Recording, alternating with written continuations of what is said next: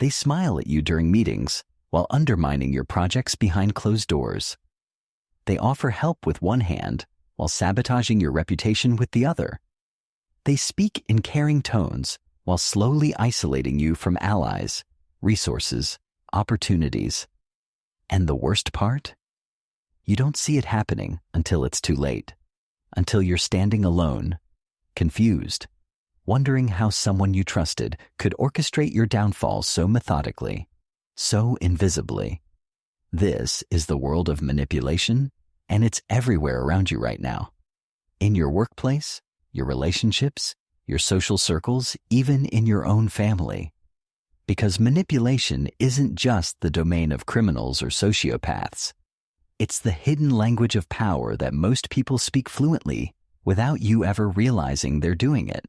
But 500 years ago, one man decoded this language completely. Niccolò Machiavelli didn't just study manipulation. He dissected it like a surgeon, exposing every nerve, every pressure point, every psychological trigger that manipulators use to control their victims. And what he discovered wasn't just how manipulation works. He discovered how to make yourself immune to it. See, most people think Machiavelli was evil. They think he taught rulers to be cruel, dishonest, ruthless. But that's not what he was doing. He was doing something far more valuable. He was revealing the game that powerful people had been playing in secret for centuries. He was pulling back the curtain on the psychological warfare that happens every single day, in every interaction, between people who want power and people who don't even know they're being played. And once you understand his strategies, once you can see manipulation the way Machiavelli saw it, something incredible happens. You become untouchable, not because you become manipulative yourself, but because you become immune to manipulation. You see it coming before it lands. You recognize the patterns before they trap you. You identify the psychological tactics before they rewire your thinking. Today, I'm going to show you exactly how this works. How to use Machiavelli's 500-year-old insights to dismantle modern manipulation before it destroys your career, your relationships, your peace of mind. Because understanding manipulation isn't about becoming a manipulator. It's about never being manipulated again. Let me tell you about Sarah, brilliant marketing executive, 10 years of experience, respected by her team, trusted by her clients. She thought she had job security. She thought she understood office politics. Then David joined the company as the new department head. Charming guy, always complimenting her work in meetings, always asking for her input on major decisions, always making her feel valued, included, essential to the team's success. But something strange started happening. Projects she'd been leading for months suddenly got reassigned to other team members. Clients she'd built, relationships with over years, began requesting different account managers. Her ideas were being presented in meetings by colleagues who somehow forgot to mention they originated from her. And every time she brought up these concerns, David would listen with such empathy, such understanding. He'd promise to look into it. He'd assure her that her contributions were valued. He'd make her feel like she was being paranoid, oversensitive, imagining problems that didn't exist. 6 months later, Sarah was let go. Budget cuts, they said. Her position was being eliminated. David delivered the news personally, with such genuine sadness in his voice, such regret that the company was losing someone so talented, such hope that she'd find something even better suited to her skills. What Sarah didn't realize until months later was that she'd been systematically dismantled. Every compliment David gave her in meetings was calculated to make her lower her guard. Every request for her input was designed to extract her best ideas. Every reassurance about her job security was meant to keep her from networking, from updating her resume, from preparing for what was coming. David hadn't just taken her job, he'd made her complicit in losing it. This is what modern manipulation looks like.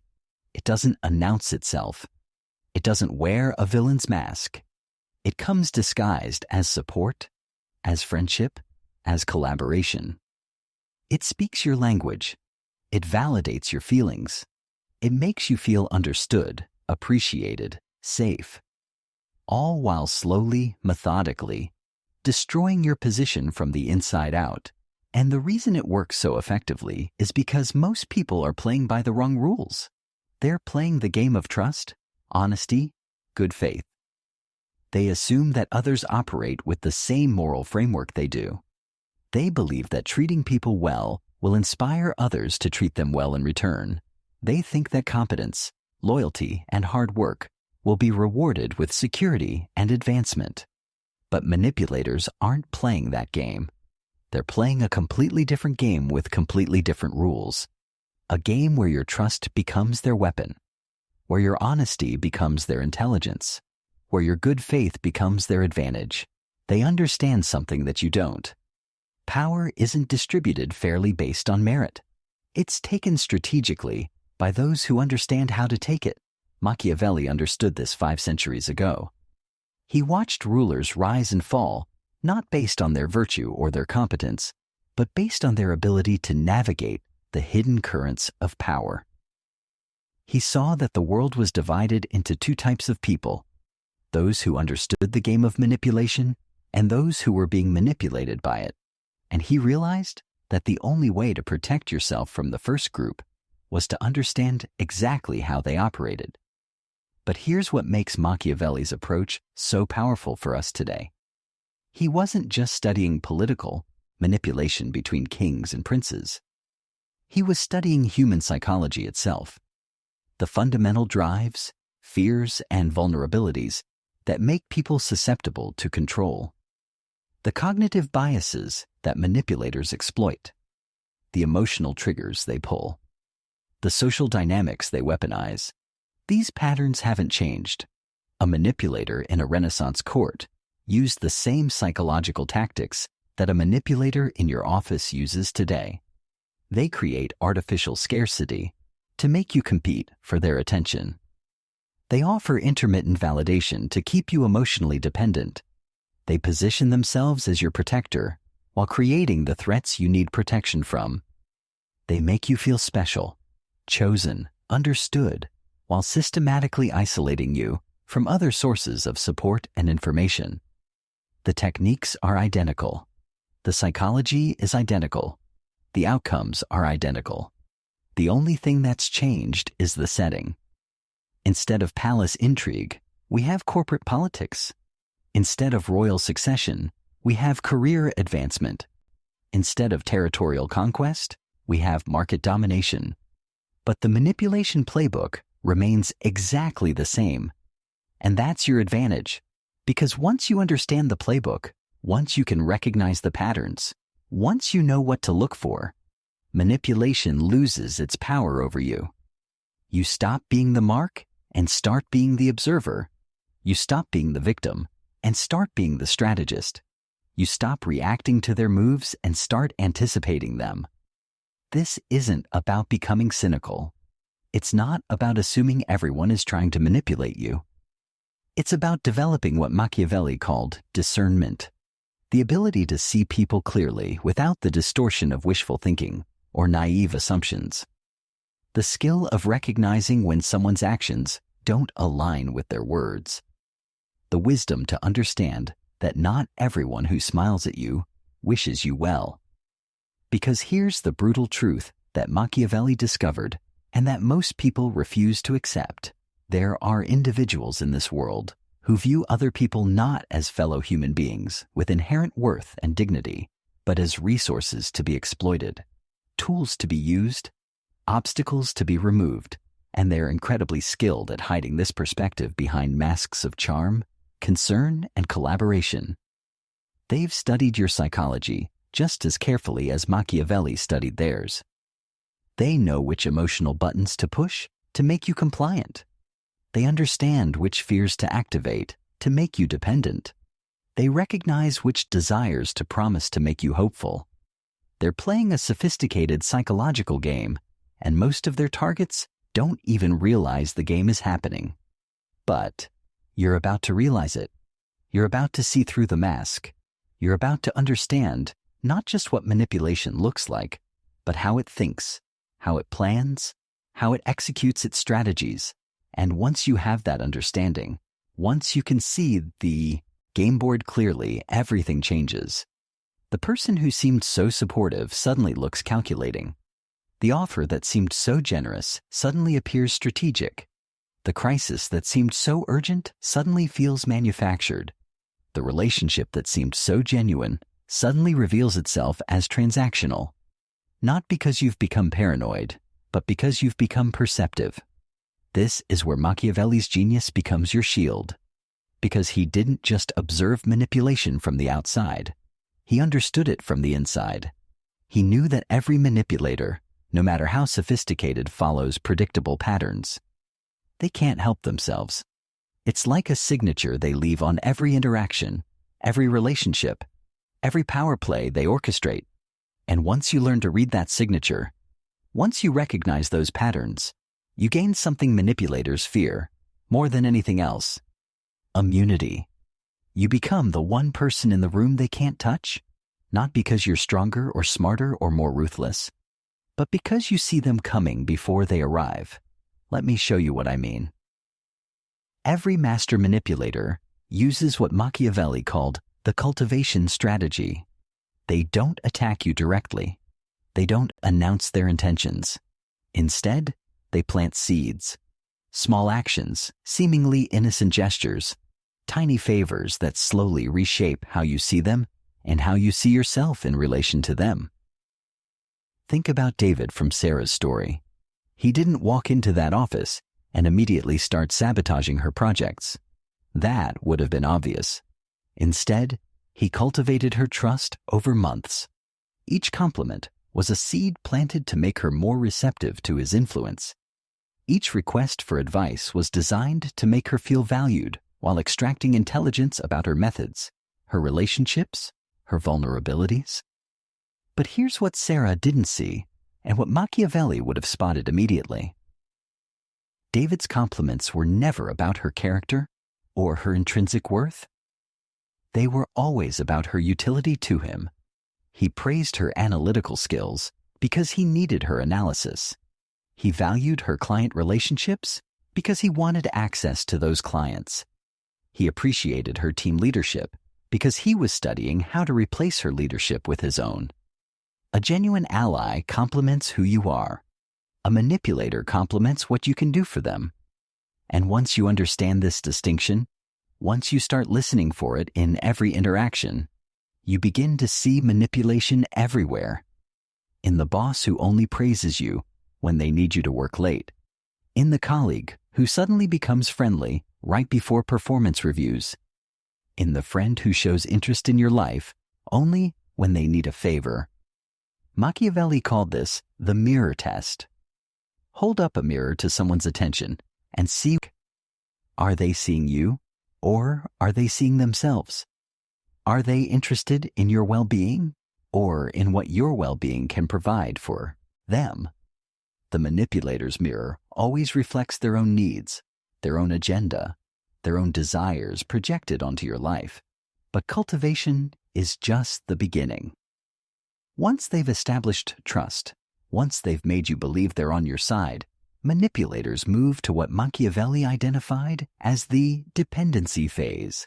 They don't just want your trust, they want your need. They want to become so essential to your success, your security, your happiness, that the thought of losing them terrifies you. Watch how this unfolds. The manipulator starts solving problems in your life, not because they care about your problems, but because each solution creates a debt. Each favor generates obligation. Each rescue establishes their importance in your world. They become your go-to person for advice, for support, for validation. And slowly, almost imperceptibly, you stop trusting your own judgment and start depending on theirs. This is psychological warfare at its most subtle. They're not attacking your decision-making ability directly. They're making their decision-making ability seem superior by comparison. Every time you face a challenge, They're there with the perfect solution. Every time you feel uncertain, they provide clarity. Every time you doubt yourself, they offer reassurance. Until you begin to believe that you can't handle difficulties without them. Sarah experienced this perfectly. Every time she had a concern about her projects or her role, David was there to address it. He became her translator for office politics, her interpreter of management decisions, her guide through workplace challenges.